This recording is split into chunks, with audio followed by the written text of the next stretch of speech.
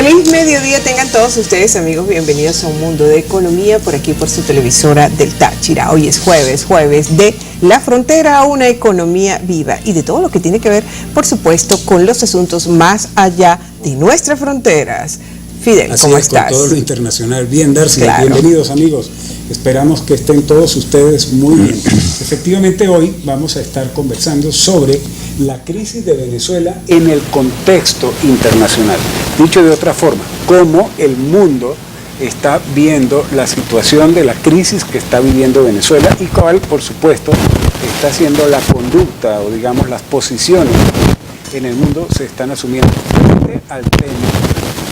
Y por supuesto, para hablar del tema, pues tenemos invitado a una persona muy calificada, a un amigo internacionalista que conoce y maneja muy bien el tema. ¿Quién es nuestro compañero invitado? Nuestro compañero y excelente amigo Isidro Pérez. Él es internacionalista egresado de la Universidad Central de Venezuela, especialista en todo lo que son asuntos de política internacional, profesor de la Católica del Táchira. Bienvenido, Isidro, una vez más. Muchísimas gracias. Gracias, Darcita, por estar con nosotros. Muy amable. Y de Lifrón. Gracias, gracias, bien.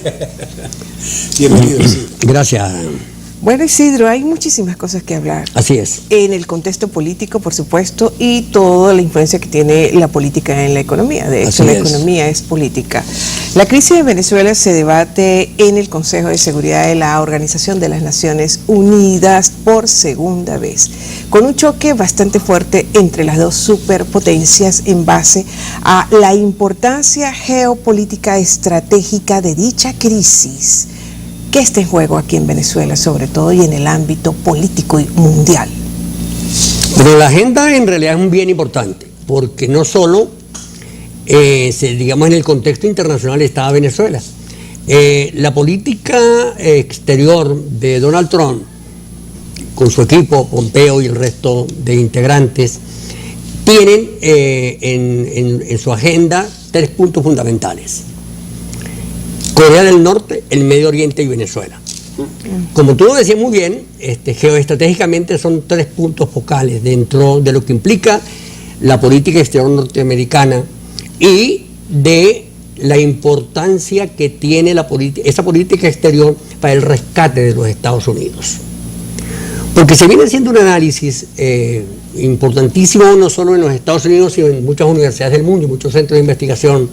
El Instituto Casla, que dirige científicamente Tamara Sujú, lo señala también, y profesores de Harvard y algunos profesores de América Latina, Washington, la Universidad de Washington viene haciendo unos trabajos bien interesantes sobre qué hacer en esos 3 puntos focales: Corea del Norte, el Medio Oriente, y en el Medio Oriente Irán particularmente, y Venezuela. Claro.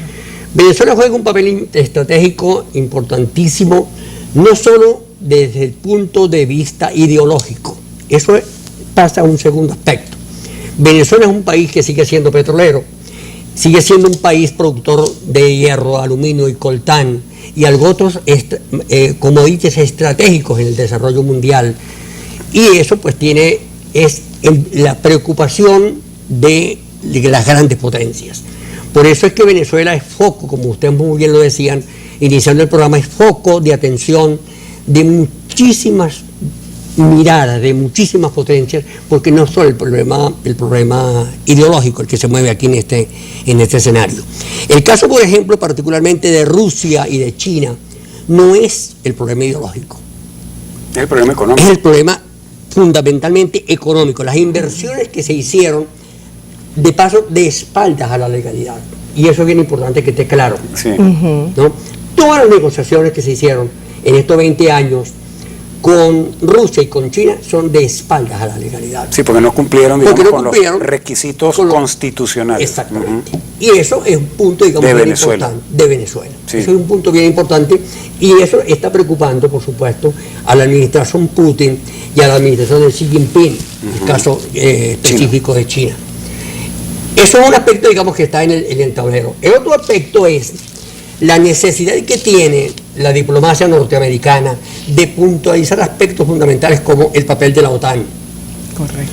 Porque si bien es cierto que los países de América del Sur no tenían, digamos, una acción inmediata en el quehacer de la OTAN, hoy Colombia forma parte de la OTAN. Es miembro. Es miembro de la OTAN. Y Colombia es un país vecino nuestro, que tendría que ver en la toma de decisiones del interés nacional que tienen los Estados Unidos y sus órganos fundamentales de acción, como es la OTAN. Por supuesto que no directamente de los Estados Unidos, porque la OTAN es un organismo plural dentro de la Unión Europea, plural en el sentido que forman parte muchos de sus actores, ¿no? Bueno, eso es bien importante que lo tengamos claro, ¿no? Una de las cosas importantes en el quehacer de la dinámica de la política exterior de los Estados Unidos es ese papel importantísimo de recuperar la diplomacia norteamericana que había sido, digamos, abandonada en los últimos años o en las últimas décadas por la administración Clinton y la administración Obama, ¿no? Esa presencia, esa recuperación de la política exterior está dirigida fundamentalmente a ejercer un papel protagónico en sus áreas de influencia. Y sus áreas de influencia es América Latina, concretamente Venezuela. Perfecto. Nosotros seguiremos con nuestro invitado a este mediodía, Isidro Pérez, internacionalista, hablando sobre el contexto internacional de la crisis de Venezuela. No se aparten, por favor, debemos cumplir compromisos comerciales.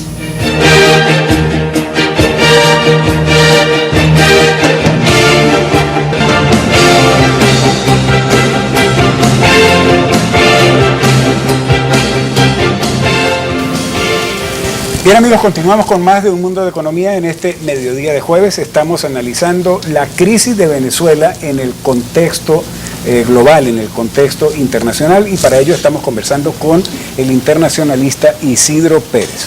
Isidro, a ver, mucha gente pensamos en la situación actual que hasta tanto Venezuela no se convirtió en un problema para el continente, y concretamente el problema se origina y se acrecienta en el momento en que se presenta la diáspora. Estos no 4, sino realmente 7, 8 millones de venezolanos que se han ido del país y que están creando una presión demográfica importante en muchos países de la región.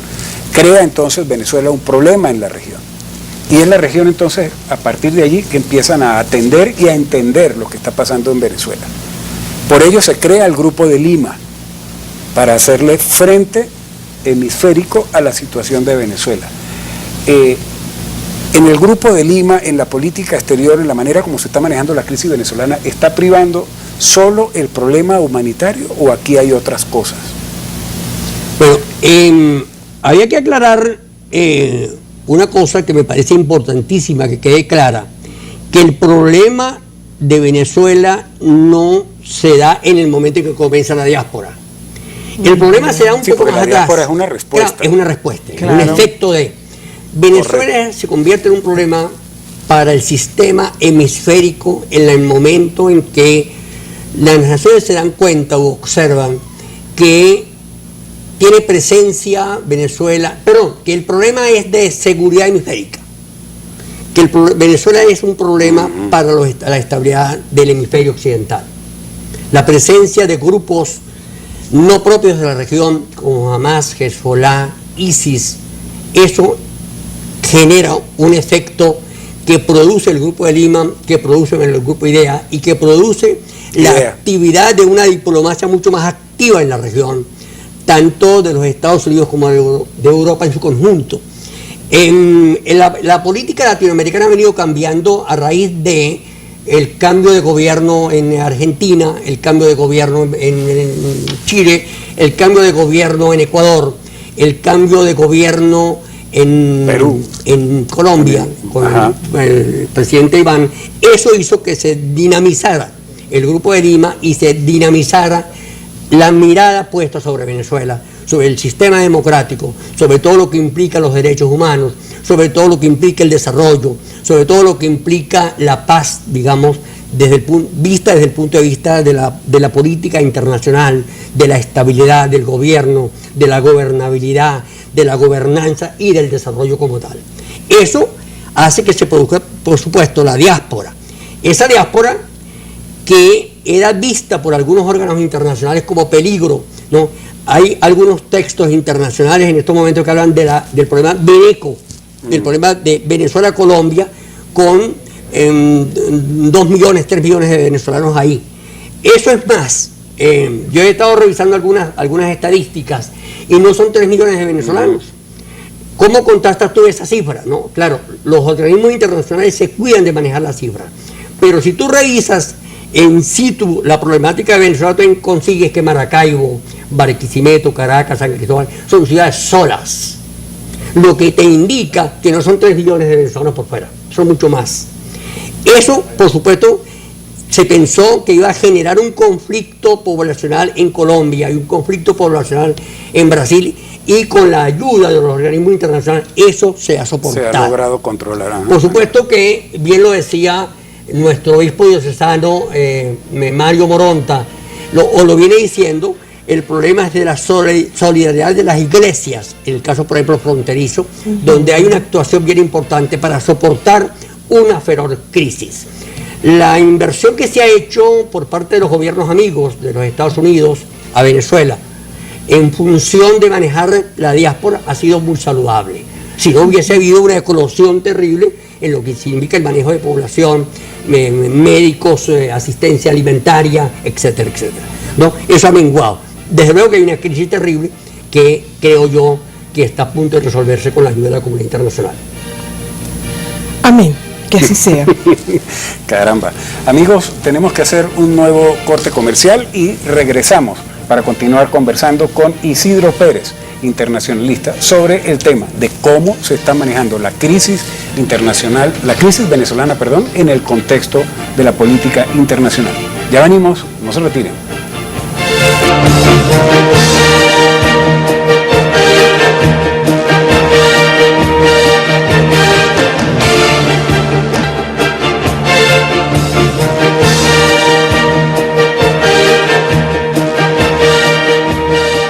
Estamos de vuelta con más de Un Mundo de Economía y Jueves de Frontera con nuestro invitado Isidro Pérez, internacionalista. Jueves de Frontera, y no podemos dejar de lado el problema en el eje fronterizo colombo-venezolano, por Ureña y por San Antonio.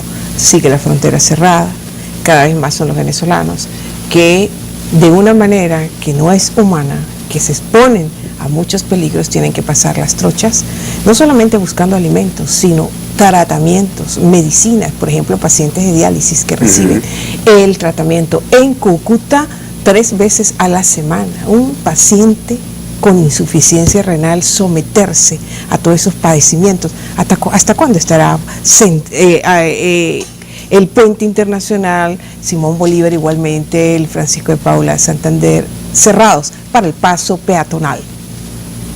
Yo felicito este espacio que tienen ustedes, Darcy y Fidel, sobre economía, porque siempre se han ocupado de un tema que para nosotros, la sociedad de frontera, es protagónico, que es la frontera. Claro.